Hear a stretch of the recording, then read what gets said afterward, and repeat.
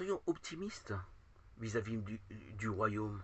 Le travail de Dieu dans un cœur, comme à travers le monde, nous échappe le plus souvent. Dieu est efficace et discret tout ensemble. Et Jésus disait, il en est du règne de Dieu comme d'un homme qui aurait jeté la semence sur la terre et dormirait et se réveillerait de nuit et de jour.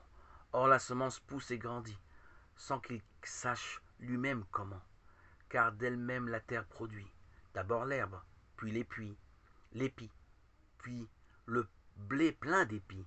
Or, quand le fruit s'y prête, aussitôt, il y met la faucille, parce que la moisson est à point. Marc 4, versets 26 à 29. Cette parabole nous offre deux clés. Ces deux clés nous ouvrent les perspectives du royaume, et vis-à-vis de l'Église et vis-à-vis de la vie intérieure de chacun d'entre nous.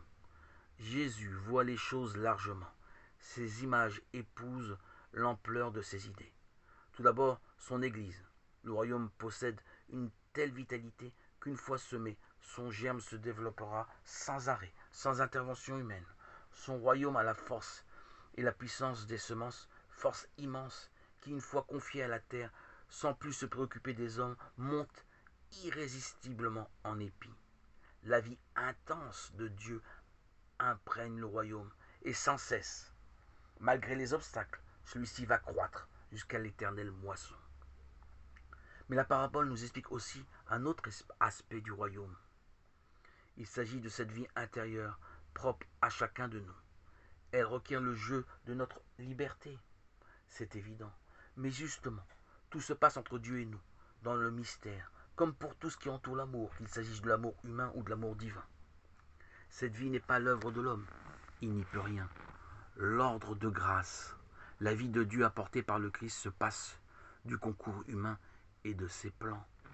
Cette vie reste la plus grande force de l'univers, celle que l'homme ne contrôle pas. C'est pourquoi cette parabole nous enseigne une chose merveilleuse. Nous ne pouvons porter aucun jugement valable, et heureusement, sur la vie spirituelle de nos frères. Le domaine de la foi échappe à nos investigations. Même si momentanément la semence semble enfuie dans la terre, nous ne savons rien de la vie d'union entre Dieu et les autres. Ne les taxons pas trop vite d'athéisme, de superstition, d'indifférence, car dans ce domaine, nous ne connaissons rien. Mais soyons-en sûrs, Dieu a jeté sa semence dans le cœur de ceux que nous aimons. Son amour les prévient mieux que nous ne saurions le faire. Laissons cette semence se développer au rythme de Dieu avec lenteur. Le Père miséricordieux sait que l'enfant prodigue pense à lui, mais pourtant, il sait attendre et ne rien brusquer. Semer, encore faut-il semer. La foi, ce germe n'a plus besoin de l'intermédiaire des hommes, sauf de leur prière. Cette vie se propage et grandit toute seule de par sa propre vitalité dans un dialogue intérieur où Dieu est seul juge et Père. Oui, le royaume de Dieu, une fois semé dans les cœurs, pousse et croît sans notre secours. Il y a parfois de longs hivers où la semence enfuie nous semble morte, mais Dieu veille, et la force du royaume l'emporte toujours. Jésus est un optimiste.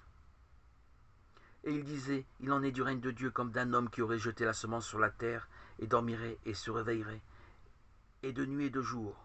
Or la semence pousse et grandit sans qu'il sache lui-même comment, car d'elle-même la terre produit d'abord l'herbe, puis l'épi, puis le blé plein d'épis.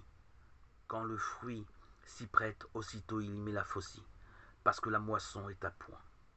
Marc 4, 26 à 29.